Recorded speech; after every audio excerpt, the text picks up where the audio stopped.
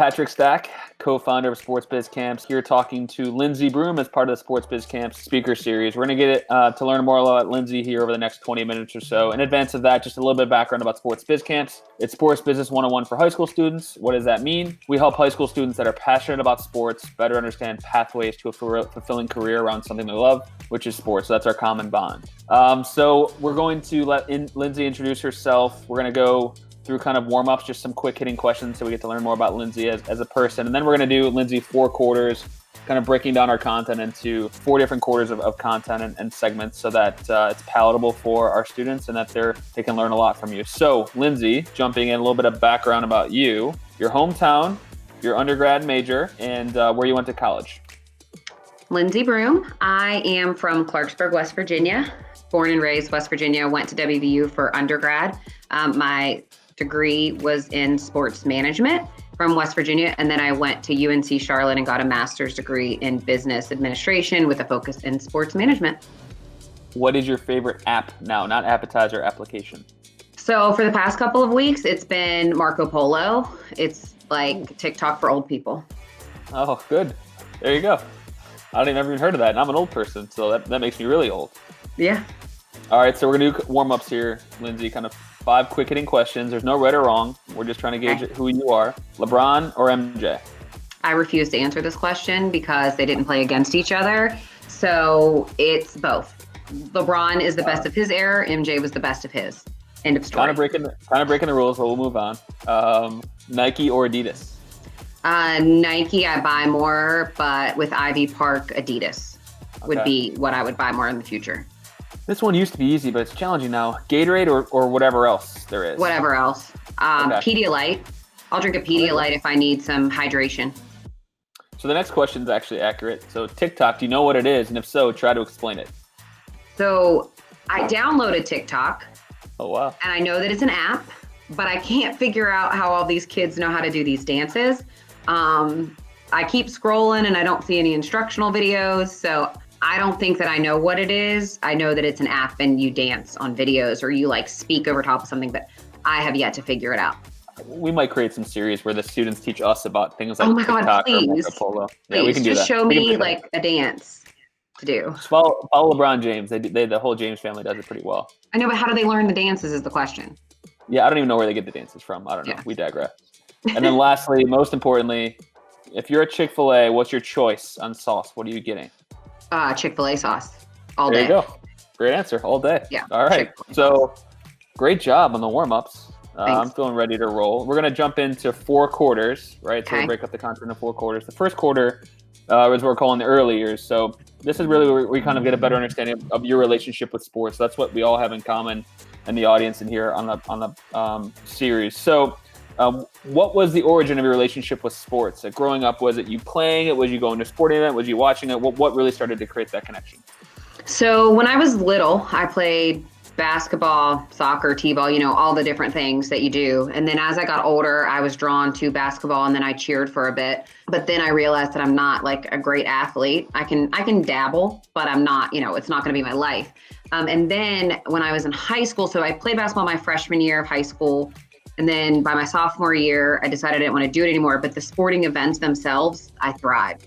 I made t-shirts for every single football game and basketball game. And like just in the front, like just the environment of it all I loved it. I loved being in and around sports. And in West Virginia, we didn't have any professional teams. So WVU was the professional, the closest thing. And so watching those games or listening to them on the radio, that's how old I am. Things like that, just the environment and the atmosphere, just I wanted to be a part of it. So you never excelled as an athlete, but you excelled as a fan. Oh, 1,000%. I still have t-shirts that I've made with glitter and paint and all the things. That's awesome. Do you have a most memorable sports experience when you were young? Was it going to like your first WVU game? Was it like the homecoming game at your high school? Is there anything that you really clearly remember? Not necessarily one single experience. And if I'm being honest, like my most memorable experience that I had was at a cheerleading competition as a fan. Oh, yeah. A lot of my friends, a lot of us got together from my high school and we wore t-shirts, and they all had different letters on them. So it was just like there were probably like 20 of us that had different things on our shirts to support the cheerleading squad as they were competing. And it was just a fun thing for us to do together as as just a big group of friends to all support something in common. Whereas like, the basketball games and the football games, we had friends that were playing, so they couldn't be in the stands with us. It was just, I don't know, that's probably my favorite. The shirt said "Go RCB Eagles," I think. I can't really remember. All right, I love it. You've done a great job. First quarter is over. We have a good sense of your relationship with sports, and it sounds like it was just part of your childhood and growing up in West Virginia, and there's a lot of fanhood around it. So thank you for sharing. So now we're transitioning into high school. Do you have any idea, or can you remember back as to what you thought you wanted to be when you were in high school? I wanted to be Jerry Maguire. Okay. That's for what our younger audience here, they don't know what that is. So a bit of background about Jerry Maguire. Jerry Maguire was the first movie that I ever saw that had like the world of sports as a business. So Jerry Maguire was an agent. The movie itself is just about him like leaving the agency and kind of having an awakening that he wanted to be more than just a sports agent, but like he really cared about his athletes and all that stuff. It was just more that was the first time that I was exposed to there was a business side of sports. So that's who I wanted to be, was Jerry Maguire. So essentially that was like the first job. You knew you maybe wanted to work in sports, or you love sports, and that was the first job that you knew of. That's the first job that I knew existed other than being an athlete or a coach. So then you decided to go to WVU.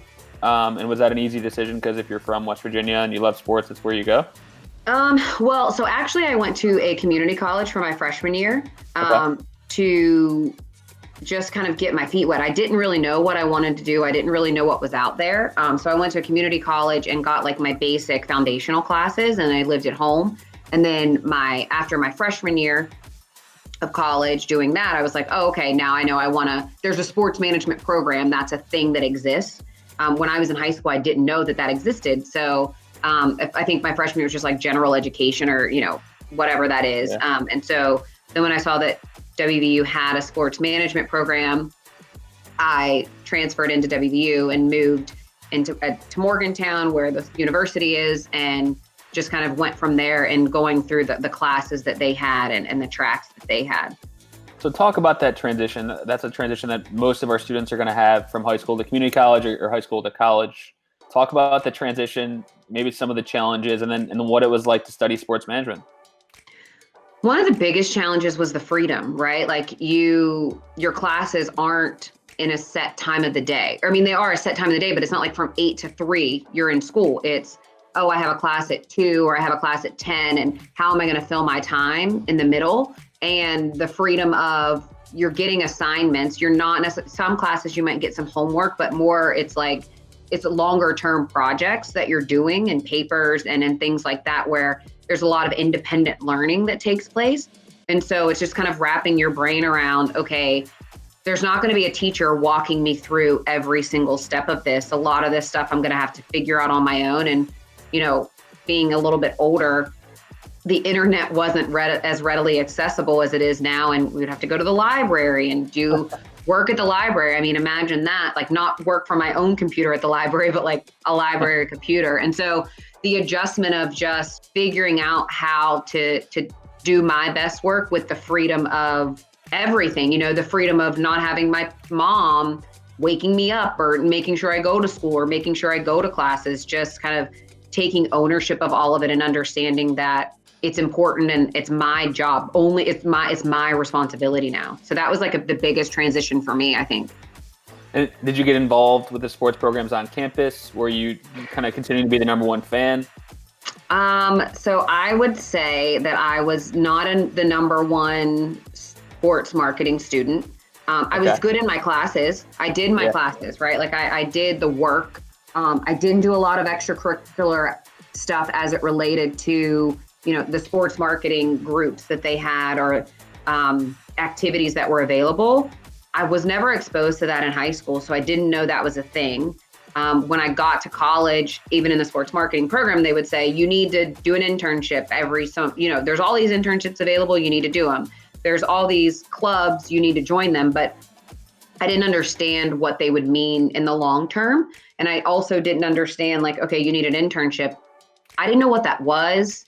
I didn't know what that meant. I didn't know, there's these assumptions that people just know if you say the word enough that people are going to understand what it is. But I didn't know what an internship was. I had no idea. So I didn't do those things. I mean, I went to all the football games, I went to all the basketball games, and I consumed a lot of sports, but I wasn't an active participant in the sports marketing opportunities that were available to me. Yeah, appreciate you sharing that. That makes two of us. I think that's my biggest advice to young people, and I appreciate you sharing and being honest about it, was getting more involved earlier on in the process. Yeah. And I didn't seek those out as much as I should have. And I think it set me back a little bit because I didn't take advantage of those opportunities. But clearly, it worked out for both of us. But that's definitely good advice for our students. All right, so we're at halftime now. You've done a great job. We're shifting gears to being a professional and having a career, which is this really scary thing. It's really awesome, but if you're a student, you don't really know what that looks like. Okay. So you've worked in a lot of different capacities in the sports industry. I'm going to kind of go your current role. You work in marketing for food buy, right? That's great. Prior to that, you worked for Coca-Cola. Mm-hmm. Prior to that, you worked with yours truly at GMR Marketing. Mm-hmm. I want to kind of go back. What was your initial entry point into the industry? Because we don't have enough time to talk about all your different careers, but talk through how you went from high school to college to grad school, and then how you really got your foot in the door and got your toehold in there.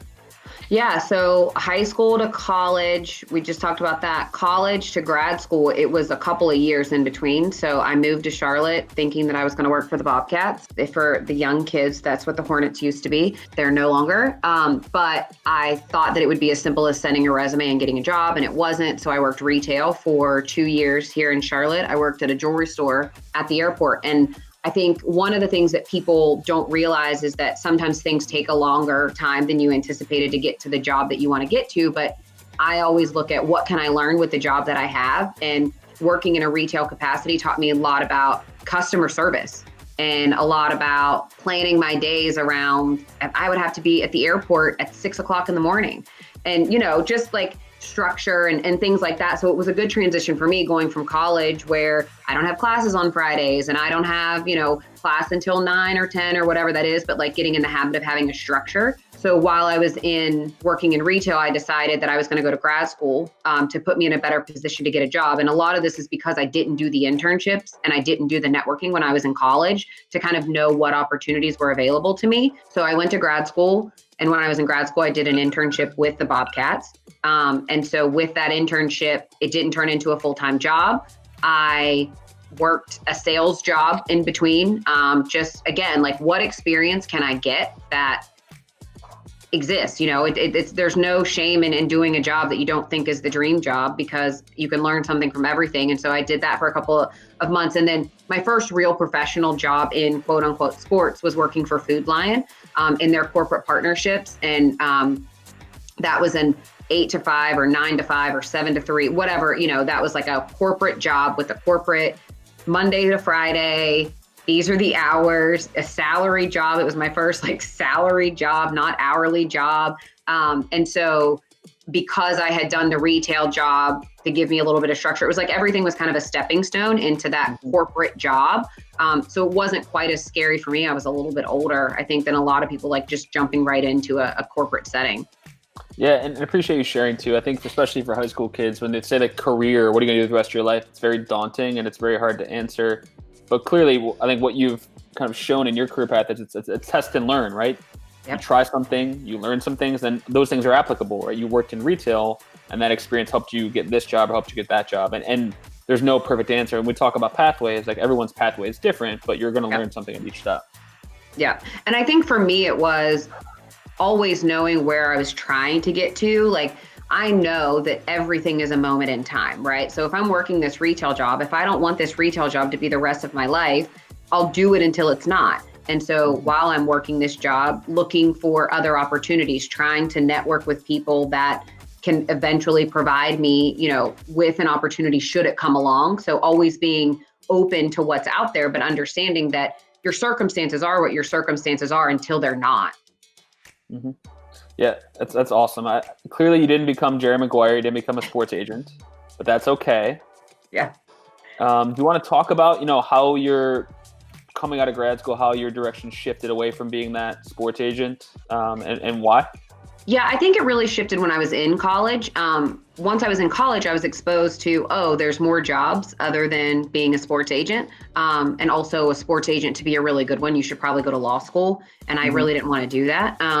And so in college, I kind of realized, okay, what else is there? I started to understand that sports provide so much for the communities that in which they exist. So community relations was really where I started to wanted to go towards of what are jobs that, whether it's a community relations title, but what are roles that allow you to use sports and use the celebrity of the athletes to kind of give back to the communities in which they're in. And when I went to Food Line, I was able to do that. My job was corporate sponsorships. That's what I worked in. And so I managed relationships with, whether it was through NASCAR or it was ACC or CIAA, but we always had a community component of it. So I was always able to kind of, give back in some way, whether that's through scholarships or whatever that is. And so each job has allowed me to see that there's other, there's not just one job that does one thing. Every job does so many different things. So what are the day-to-day things that are going to make me feel like I'm fulfilled, and what jobs are going to allow me to find that? So speaking of your jobs, one of the cool parts about working in and around sports is we get access to experiences that most people don't get access to. Yeah. Has there been like an, oh my gosh moment, I can't believe I was able to be a part of this in your career that you want to share with the students? So there's two. The very first one, I had my Food Line, again, my first corporate job. I had been working for maybe like 3 weeks. And when you say LeBron or Michael Jordan, my favorite athlete growing up was Allen Iverson. Like, Yeah. He was it. And so I'd been working at Food Line for like 3 weeks, and we were in the tunnel getting ready to walk out to do a check presentation for a scholarship. And I'm standing there, and Allen Iverson is standing right beside me.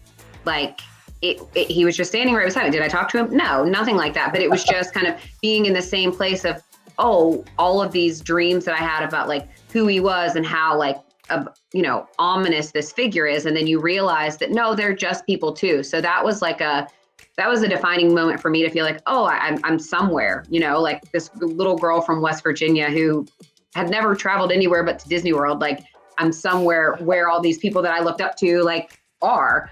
So that was one. And then the other one was a couple of years ago, I got to work the All-Star game when it was in New Orleans. And it was a scramble at the last minute, and just kind of seeing all of that come to life, not the game itself, but just all of the hoopla that surrounds something of that magnitude. And I was working with Exxon at the time and kind of hosting some of their guests. So it was a cool experience, and seeing how so many different people can come together in such a short amount of time to put on something that matters so much. So that was really cool.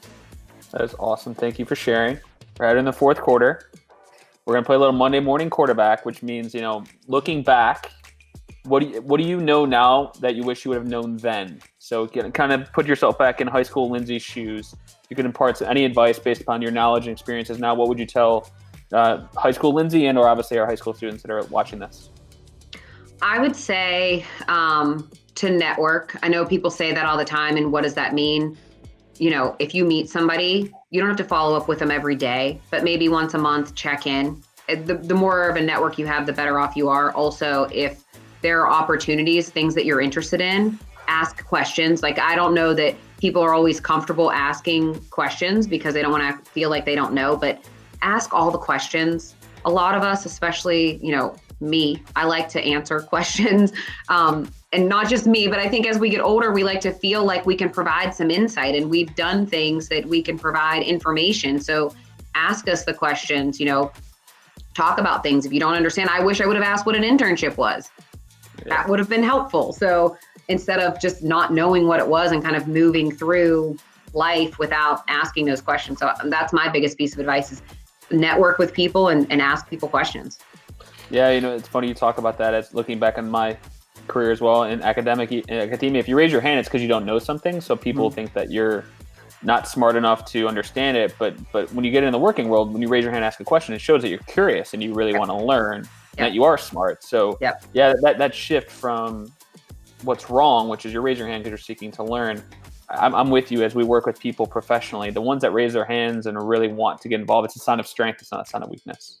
Absolutely. And even in the academic sense, I think it's really important to think about, if you are comfortable speaking, ask the questions that you might know the answer to, but other people might be too intimidated to ask. That is where I've found a lot of success in being the one to say, okay, I'm not embarrassed. If this sounds like a dumb question, I'm not embarrassed by that because I know that other people have it. So let's just get an answer and to help people wherever you can. All right. So it's overtime. Hail Mary. This is your last chance to impart some advice or wisdom on our students. You did a good job of just talking to the networking and that piece of advice. Any last words of advice you'd like to provide them before we say goodbye? Just that nothing is forever, and try things. If they don't work, you can always try something else. And just, have a positive attitude about whatever you're doing and see see what you can get out of every single thing that you're doing. And that if you're not you don't have to know what you want to do for the rest of your life today. You don't even have to know in 10 years from now. Just know what you want to do today and work towards doing that today and work towards doing the next thing tomorrow. Awesome, Lindsay. Speaking of trying new things, we tried this new thing with the speaker series. Thank you so much for joining us. We very much enjoyed it. I know the students will enjoy it as well. Students, thank you for joining us. There'll be a quiz we'll send to your teachers. You're going to be part of a quiz, Lindsay, so be excited. Probably never been a question or had a question and answer on a test before, but it's going to happen. Thank you so much. Thank you for giving back, and thank you for all you do. All right, this is Sports Biz Camp speaker series. Saying goodbye. Bye, Lindsay. Thanks, Pat. Bye. Bye.